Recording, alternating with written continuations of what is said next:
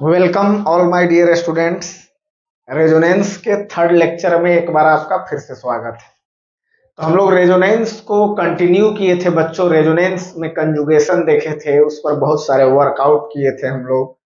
कुछ exceptional behaviour वाले question भी किए थे कि कब रेजोनेंस नहीं होगा। आज भी कुछ वैसे ही एग्जाम्पल्स को आगे आपके सामने हम लेके आ रहे हैं। आज भी आपके सामने कुछ वैसे ही क्वेश्चन को लेके आ रहे हैं। जैसे सामने एक इम्पोर्टेंट सा कंपाउंड लिख रहे हैं, नाम है इसका पिरिडीन। पिरिडीन के बारे में आपको हम बताने आ रहे हैं। देखिएगा, इसका भी रेजोनेंस कुछ इसी जैसा हम लोग कराना चाहते हैं। देखिएगा, पिरिडीन क्या है? तो एक 6 मेंबर्ड रिंग है, लेकिन कार्बन के जगह पर एक नाइट्रोजन रखना है हमको, और अल्टरनेट पे डबल बॉन्ड रखिए इस तरह से। यही है पिरिडीन। तो जब जनरली जो हम लोग सोचते हैं पिरिडीन का लोन पेयर, पिरिडीन का रेजोनेंस कराने के लिए, तो हम लोग क्या करते हैं? ये देखिए, यहाँ पे लोन पेयर है, एक लोन पेयर, और ये पाई कंजुगेशन। तो कितना एरो होना चाहिए? 2 एरो। तो ये लोन पेयर बॉन्ड पर जाएगा और ये बॉन्ड एटम पर जाएगा, इस तरह से बच्चों। तो क्या खेल होगा जरा देखिए यहाँ पर, क्या मामला होगा जरा देखिए यहाँ पर, क्या मामला होगा जरा देखिए यहाँ पर।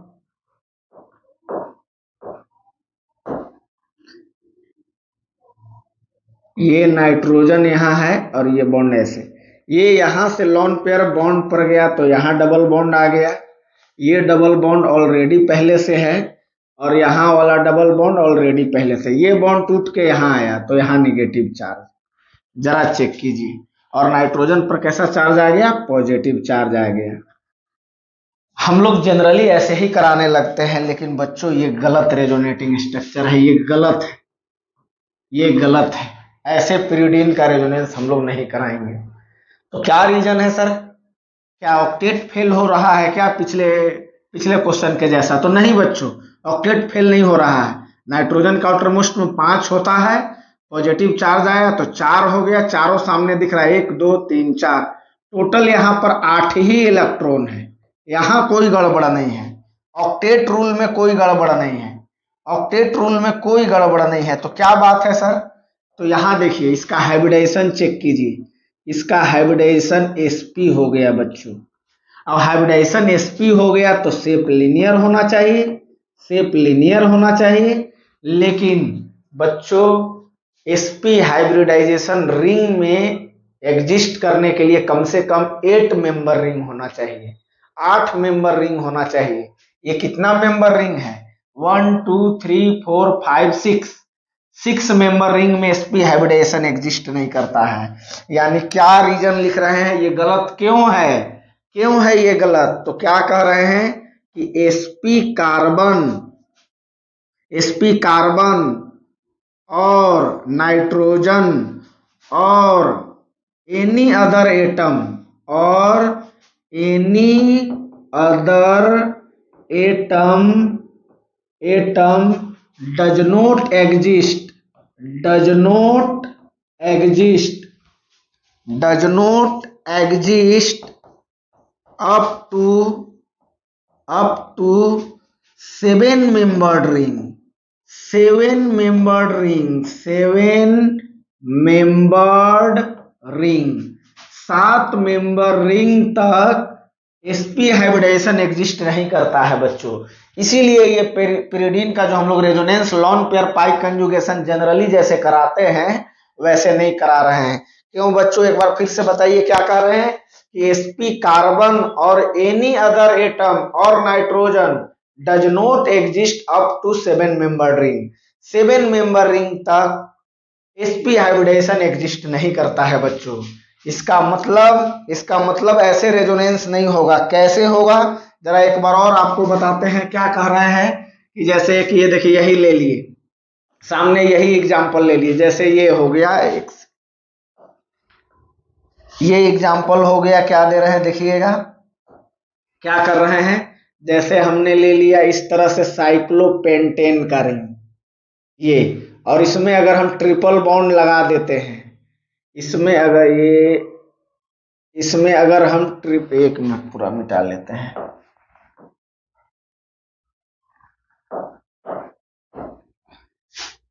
ये साइक्लोपेंटेन का रिंग, 3 कार्बन का साइक्लोपेंटेन का रिंग ले रहे हैं ये इस तरह से। और इसमें अगर हम ट्रिपल बॉन्ड लगा देते हैं तो बताइए इसका हाइब्रिडेशन क्या हो जाएगा, sp sp।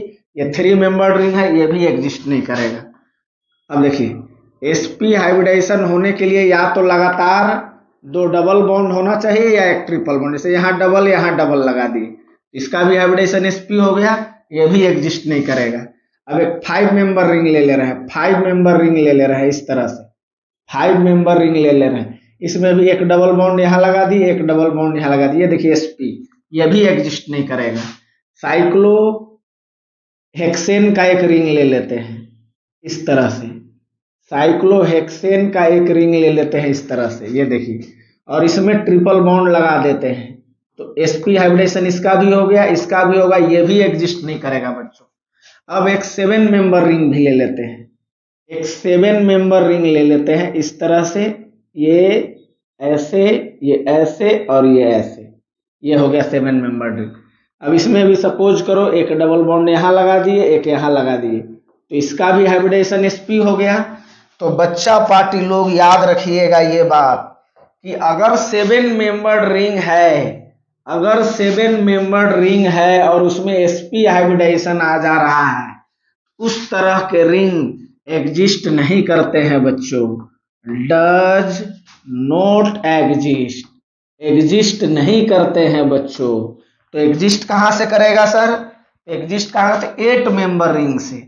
आइए 8 मेंबर रिंग बना देते हैं, ये इस तरह से, ये ऐसे, ये ऐसे, ये ऐसे, ये ऐसे, ये ऐसे, ये ऐसे और ये ऐसे, ये 7 मेंबर रिंग बन गया, ये 7 मेंबर रिंग बन गया।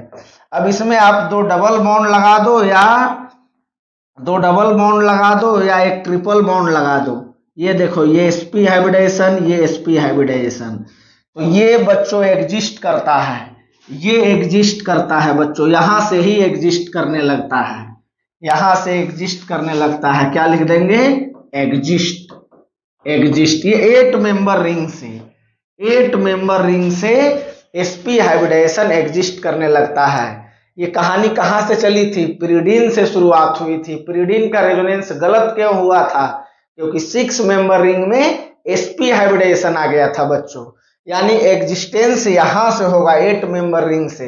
अच्छा आखिर ऐसा क्यों होता है बच्चों, तो देखो छोटा रिंग रहेगा तो उसमें लीनियर शेप जल्दी एग्जिस्ट नहीं करेगा, लेकिन रिंग अगर तुम बड़ा बनाते जाओगे, बड़ा बनाते जाओगे रिंग, तो आप ही चेक कर, एक खींचना, एक ड्रॉ करना यहाँ पे लाइन, तो आपको यहां से यहां देखो, इस जगह से इस जगह देखो लीनियर दिख रहा है, ये यहां से यहां देखो लीनियर, इस जगह से लेके इस जगह तक देखो लीनियर दिख रहा है। तो अगर साइज बड़ा होता है बच्चों, साइज अगर बड़ा होता है तो लीनियर शेप एग्जिस्ट करने लगता है, और साइज अगर छोटा हो रिंग का तो लीनियर शेप एग्जिस्ट नहीं करता है। और ये भी बता दिए कि 7 मेंबर्ड रिंग तक एग्जिस्ट नहीं करता है। चलिए इसको नोट कर लीजिए, हम आगे बढ़ते हैं।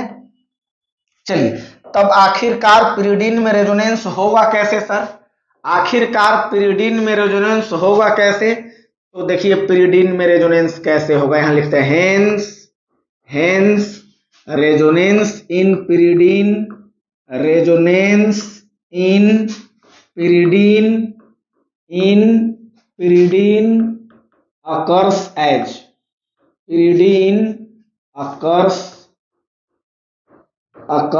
as, देखिए कैसे अकर करता है, ध्यान से देखिएगा। अब आपको हम यहां पर पिरिडीन का रेजोनेंस करा के दिखाते हैं। यही था पिरिडीन बच्चों,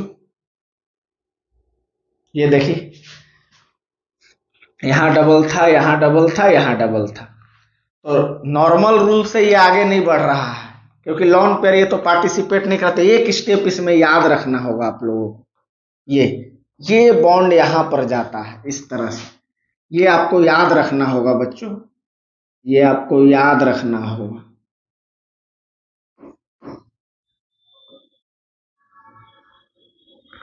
ये बॉन्ड यहां आ गया तो यहां निगेटिव चार्ज, और यहां पर कैसा चार्ज आ गया, पॉजिटिव चार्ज, और यहां एज इट इज है, जैसा है वैसा रहने देंगे।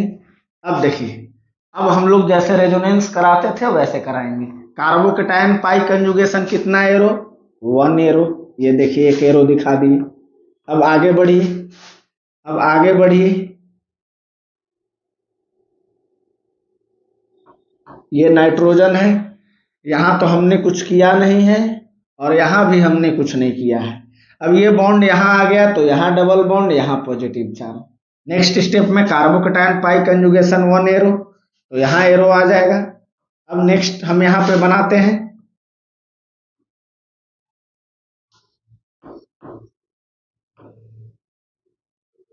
ये देखिए, ये ऐसे निकला उकला नहीं है, ये हमको लिखने में हो जा रहा है, आपको एग्जैक्ट बनाना है। ये निगेटिव चार्ज ये यहां से यहां गया तो यहां डबल बॉन्ड, अब यहां पॉजिटिव चार्ज आ गया। फाइनल स्टेप देखिए क्या हो जा रहा है, अब ये निगेटिव चार्ज और पॉजिटिव चार्ज में बॉन्ड बन जाएगा इस तरह से। और क्या बना लेंगे जरा देखिए,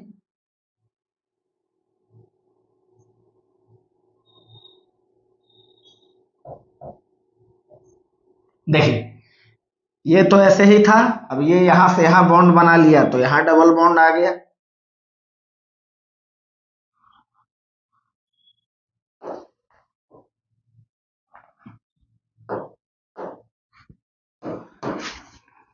ये यहां मिला दीजिए।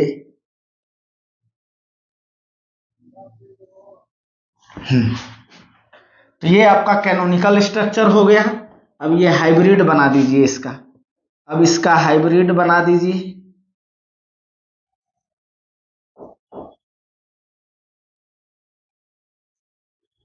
ये इस तरह से सिंगल डबल हो रहा है तो सिंगल डबल हो जाएगा। अब चार्ज चेक कर लीजिए, यहाँ पर डेल माइनस आएगा। अब कहाँ आ रहा है, यहाँ पर पॉजिटिव चार्ज। अब यहाँ से अल्टरनेट कर लीजिए, यहाँ पॉजिटिव चार्ज, यहाँ पॉजिटिव चार्ज, यहाँ पॉजिटिव चार्ज।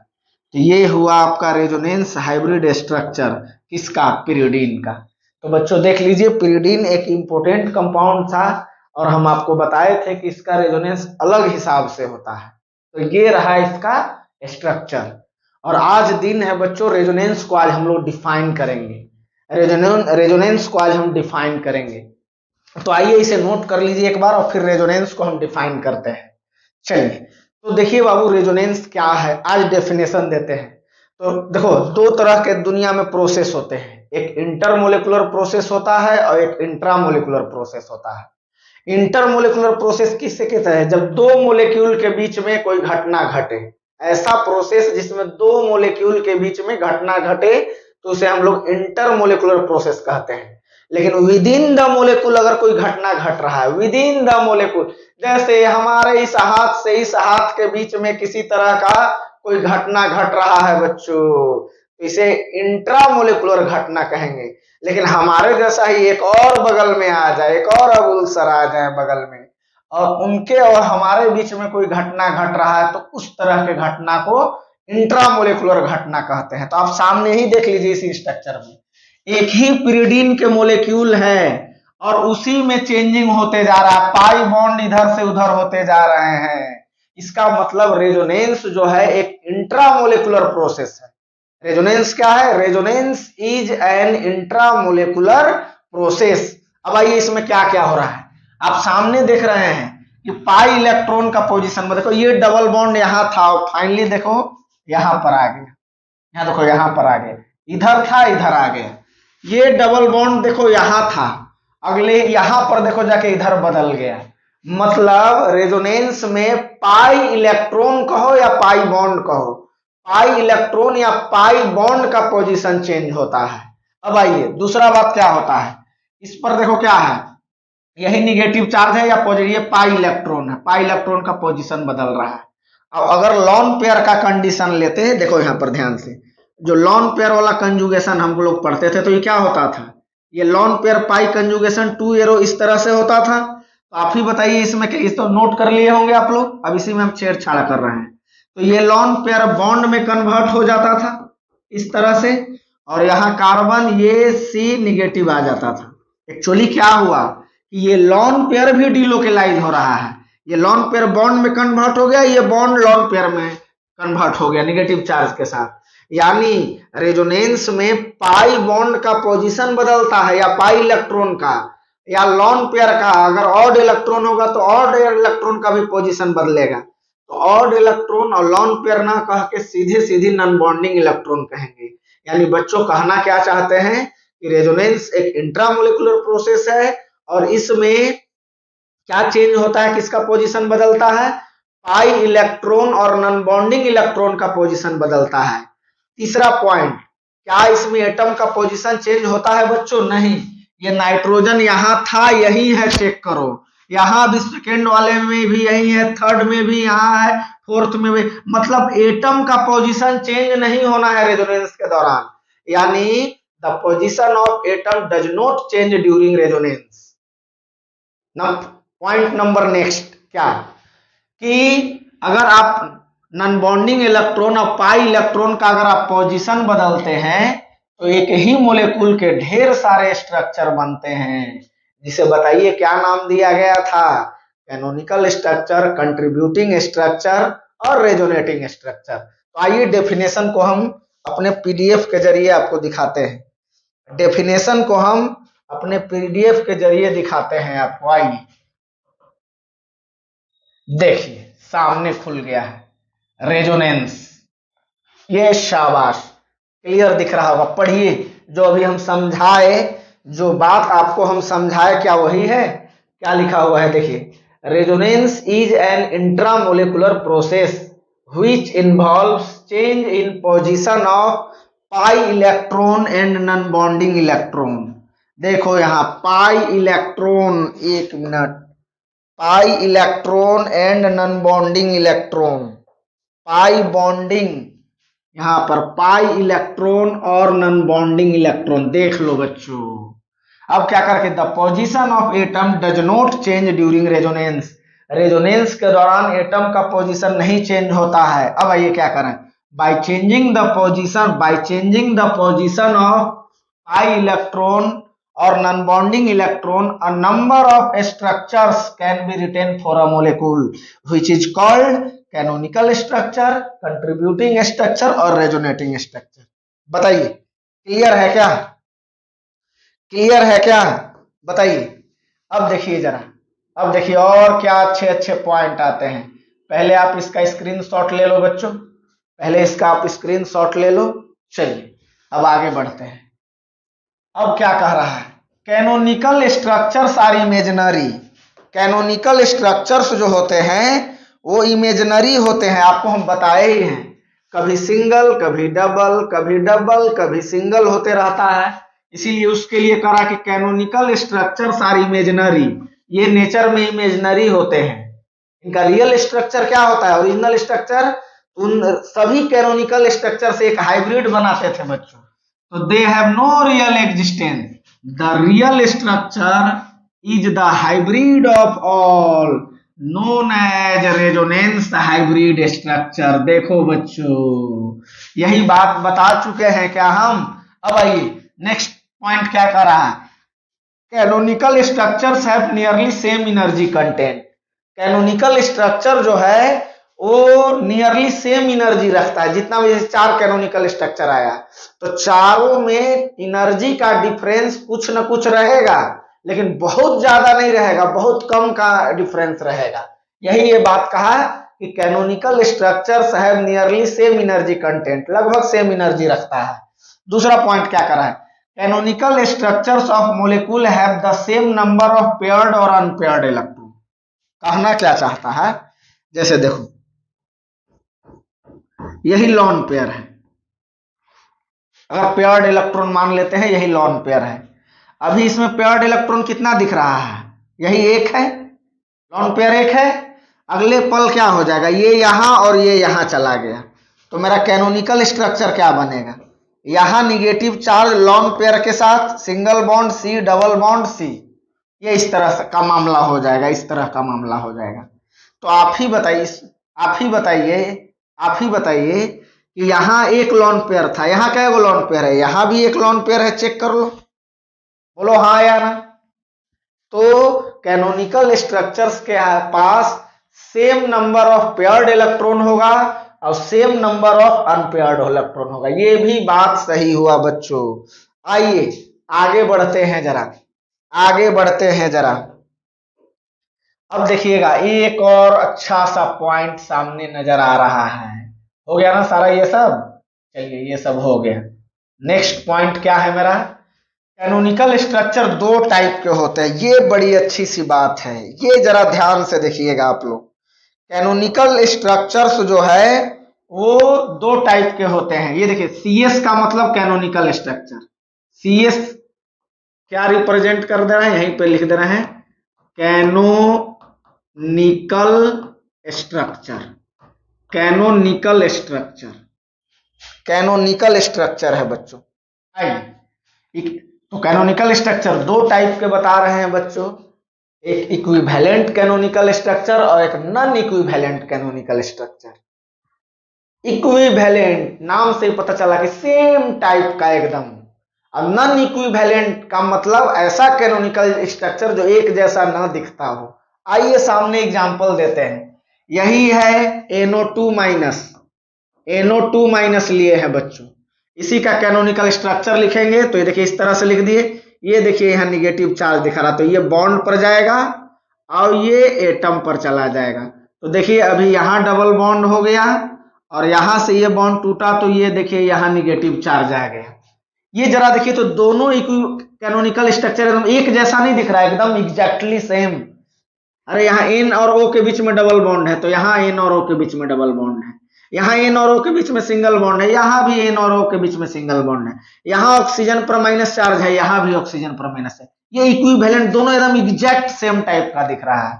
लेकिन आइए इस स्ट्रक्चर में, ये है पाई पाई कंजुगेशन। कितना एरो? ये एटम पर जाएगा और ये पाई बॉन्ड बॉन्ड पर आएगा, तो मामला कुछ इस तरह का हो जाएगा। यहाँ देखिए, यहाँ देखिए जरा, ये बॉन्ड इस पर आया तो यहाँ डबल बॉन्ड आ गया। यहाँ देखिए एक्चुअली पॉजिटिव चार्ज ऊपर में है, यहाँ पर है, और ये बॉन्ड टूट के यहाँ आ गया। अब ये दोनों कैनोनिकल स्ट्रक्चर को देखिए, इन दोनों को देखिए और यहाँ इन दोनों को देखिए, आप इन दोनों को देखिए।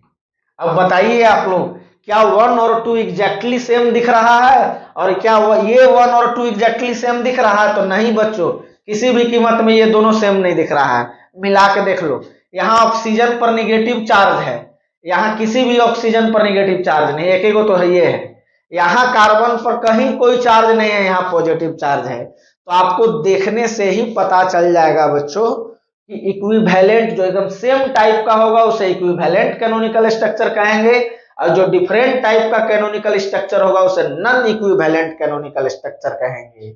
और एक इंपॉर्टेंट बात क्या, कि इक्विवेलेंट कैनोनिकल स्ट्रक्चर जो होते हैं वो मोर स्टेबल होते हैं नॉन इक्विवेलेंट कैनोनिकल स्ट्रक्चर से। देखिए नीचे नेक्स्ट पॉइंट मेरा वही लिखा हुआ है, इक्विवेलेंट कैनो, CS का मतलब कैनोनिकल स्ट्रक्चर कहना चाह रहा है। CS का मतलब canonical structure.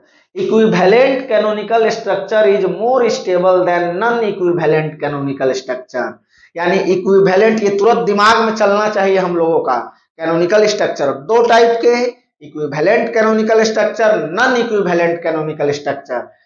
Equivalent canonical structure more stable होते हैं नॉन इक्विवेलेंट कैनोनिकल स्ट्रक्चर से। क्यों, इसका भी जवाब देंगे, थोड़ा वेट कीजिए। अब आइए नीचे कुछ हेडिंग लगा चुके हैं। क्या है हेडिंग? कि for equivalent canonical structure bond order can be calculated very easily. Equivalent canonical structure के लिए हम बॉन्ड ऑर्डर आसानी से कैलकुलेट कर सकते हैं। ओ माय गॉड, मजा आने वाला है। यानी बॉन्ड ऑर्डर निकालने वाले हैं हम लोग। For equivalent canonical structure bond order can be calculated very easily. कैसे? आइए इसको हम लोग समझते हैं। देखिए कैसे, देखिएगा जरा कैसे कैलकुलेट करेंगे आसानी से। तो सबसे पहले हम आप लोगों को बॉन्ड ऑर्डर ही समझाते हैं। बॉन्ड ऑर्डर क्या होता है? तो सामने देखिएगा हेडिंग लगा हुआ है बॉन्ड ऑर्डर। बॉन्ड ऑर्डर जरा देखिए, बॉन्ड ऑर्डर क्या है? तो total number of effective bonds. अब ये क्या मामला, इफेक्टिव बॉन्ड क्या होता है सर? इफेक्टिव बॉन्ड का मतलब क्या होता है बच्चों? देखो, जैसे अभी हम लोग कुछ देर पहले रेजोनेंस कराए, रेजोनेंस किसी का भी है का, जैसे NO2 का ही करा है, तो N डबल बॉन्ड हो सिंगल बॉन्ड हो, यहाँ माइनस। अगले ही पल में क्या किए, अभी कहे कि N और O के बीच में सिंगल है, और अगले ही पल में क्या हो जा रहा है, N और O के बीच में डबल हो जा रहा है। अभी सिंगल कह रहा था इस N और O के बीच में, और अभी कह रहा है कि डबल हो रहा है। एक्चुअली इसका मतलब कहीं ना कहीं ये भी है कि न सिंगल है न डबल है, इन दोनों के बीच में है। तो जो बीच में, ये तो इमेजिनरी है, अभी आप लोगों को बताया। रियल स्ट्रक्चर क्या होता है इसका, हाइब्रिड, जो कि हम लोग ऐसे बनाते हैं, हाइब्रिड करके, ये देखो, यानी दो और एक और दो के बीच में आएगा। तो वही का इफेक्टिव बॉन्ड का मतलब ये मत देखिए कि कैनोनिकल स्ट्रक्चर को देख के बता दीजिए। कैनोनिकल स्ट्रक्चर में तो कभी दो कहता है, कभी एक कहता है। हाइब्रिड वाला बॉन्ड उसकी बात कर रहा है, हाइब्रिड में जो एक्चुअली ऑब्जर्व हो रहा है। तो वही कह रहा कि total number of effective bond between two bonded atom, दो बॉन्डेड एटम के बीच में जो होता है उसी को कहते हैं बॉन्ड ऑर्डर। अब बॉन्ड ऑर्डर का ये फार्मूला इंपोर्टेंट बच्चों, ये फार्मूला आपके दिमाग में आना चाहिए।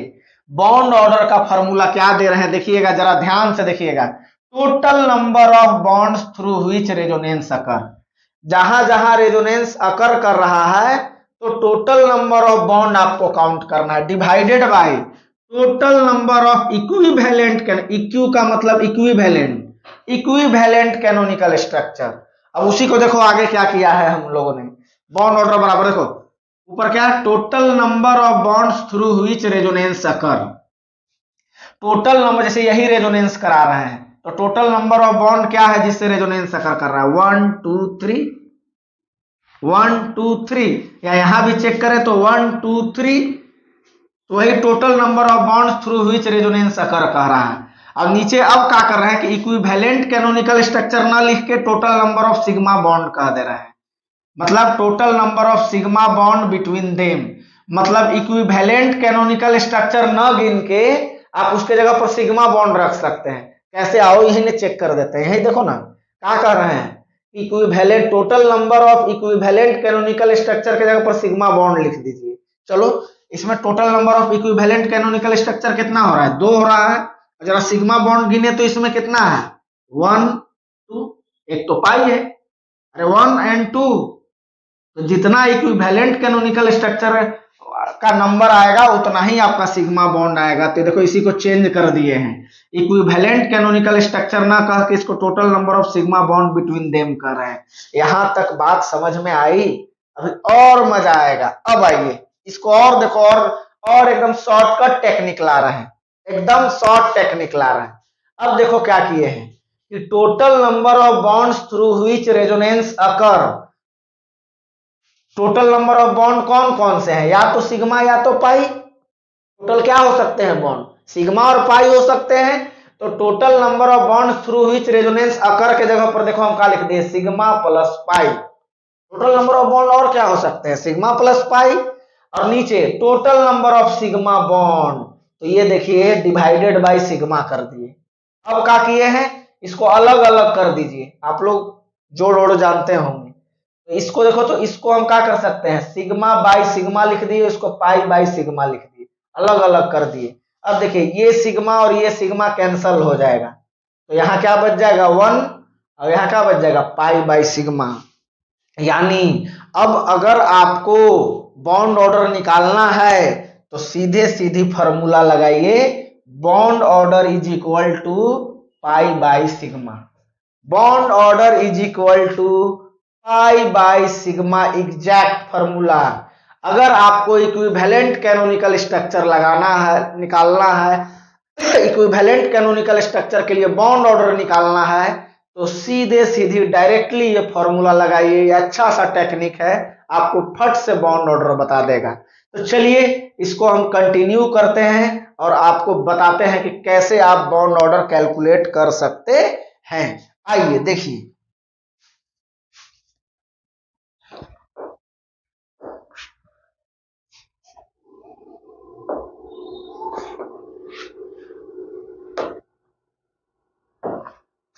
आइए यहां पर हम लोग बच्चों आगे बढ़ते हैं, देखिएगा जरा। आइए कैसे निकालेंगे। हम लोग एक स्ट्रक्चर लेते हैं, सिंपल सा एक स्ट्रक्चर लेते हैं और बॉन्ड ऑर्डर कैलकुलेट करके, एकदम ध्यान से देखिएगा, बहुत मजा आएगा, वीडियो बहुत मजेदार होने वाला है। जैसे एक कंपाउंड ले लिए NO2-, यही देखिए NO2- ले लिए। अब इसी का बॉन्ड ऑर्डर निकालना है, तो बॉन्ड ऑर्डर निकालने से पहले आप लोग को इसका स्ट्रक्चर लिखने आना चाहिए। और जो हमारे ऑफलाइन के बच्चे हैं उनको तो एकदम झकास टेक्निक दिए हुए हैं, और ऑनलाइन वाले भी घबराए नहीं, देखिए कैसे निकालने सिखाते हैं। इस तरह के कंपाउंड में स्ट्रक्चर लिखने का सीधा सा तरीका है कि oxygen, since oxygen is a divalent, तो इसमें से एक ऑक्सीजन को डबल बॉन्ड दे दीजिए। चलिए दे दिए। और फिर निगेटिव चार्ज देखेंगे, जितना निगेटिव चार्ज उतना ऑक्सीजन सिंगल बॉन्ड से जाएगा। ये देखिए, अगर सर ऑक्सीजन फिर भी बच जाए तब उसको डबल बॉन्ड से दे देंगे, बशर्ते ऑक्टेट फेल नहीं होना चाहिए। अब यही देखिए, स्ट्रक्चर तो पता होना चाहिए। बॉन्ड ऑर्डर अगर निकालना है इक्विवेलेंट कैनोनिकल से तो स्ट्रक्चर पता होना चाहिए। अब फट से निकाल देंगे। बताइए बॉन्ड ऑर्डर का फॉर्मूला सीधे सीधी हम क्या बता दिए आपको, 1 + π/σ। चलिए फट से काउंट कीजिए, बॉन्ड ऑर्डर बराबर 1 + π, गिनिए कितना है, एक डबल बॉन्ड है तो 1 पाई, तो 1 सिग्मा कितना, 1 और 1 2। अब इसको ऐड अप कर दीजिए बच्चों, तो 2 नीचे हो गया और 2 + 1 3/2, यानी 1.5 हो गया बच्चों, 1.5 हो गया। अगर हमें कोई फॉर्मल चार्ज निकालने के लिए कहता है, एक और टर्म आता है फॉर्मल चार्ज, उसको भी निकाल लेते हैं। देखिएगा कैसे निकालते हैं formal charge. Formal charge on each oxygen atom, each oxygen atom, ये क्या होता है सर? एक्चुअली स्ट्रक्चर में लग रहा है कि -1 चार्ज इसी ऑक्सीजन पर है, इस पर कोई चार्ज नहीं है, लेकिन ऑक्सीजन पर एक्चुअल में क्या चार्ज, जैसे एक्चुअल में हमको क्या लग रहा था यहाँ कि यहाँ बॉन्ड ऑर्डर 2 होना चाहिए और यहाँ बॉन्ड ऑर्डर 1 होना चाहिए, जबकि हमको ये पता चला कि यहाँ भी आधा बॉन्ड ऑर्डर है और यहाँ भी बॉन्ड ऑर्डर आधा है। उसी तरह चार्ज का भी मामला है बच्चों, तो ये कैसे निकालते हैं? तो फॉर्मल चार्ज क्या होता है, सुनिएगा ध्यान से, अमाउंट ऑफ निगेटिव चार्ज पर oxygen atom, amount of negative charge पर ऑक्सीजन एटम। कैसे निकाले देखिएगा, total number of negative charge पहले निकालिए, कितना है तो -1, और total number of oxygen atom कितना है, 1 और 1 2, डिवाइडेड बाई 2, यानी -1/2, यानी -0.5, यानी इस ऑक्सीजन पर -0.5, यानी आधा चार्ज है, आधा माइनस इस पर है, आधा माइनस इस पर है। देख लो बच्चों, देख लो बच्चों। अच्छा एक और एग्जांपल लेते हैं तो थोड़ा और बेहतर से आइडिया आ जाएगा। एक और एग्जांपल लेते हैं, जैसे हमको दे दिया CO3 CO3 पहला काम स्ट्रक्चर लिखना। तो मैं क्या बताया हूं कि एक कार्बन है, पहले एक ऑक्सीजन को डबल बॉन्ड से कर लीजिए। अब कितना निगेटिव चार्ज है, 2 निगेटिव चार्ज है, तो 2 ऑक्सीजन सिंगल बॉन्ड से जाएगा, 2 ऑक्सीजन सिंगल बॉन्ड से, और यहां पर ही निगेटिव चार्ज आएगा, देख लीजिए इस तरह से। अब चलिए बॉन्ड ऑर्डर निकालते हैं, आइए बॉन्ड ऑर्डर निकालते हैं। बॉन्ड ऑर्डर बराबर फॉर्मूला क्या बताए, 1 + π/σ।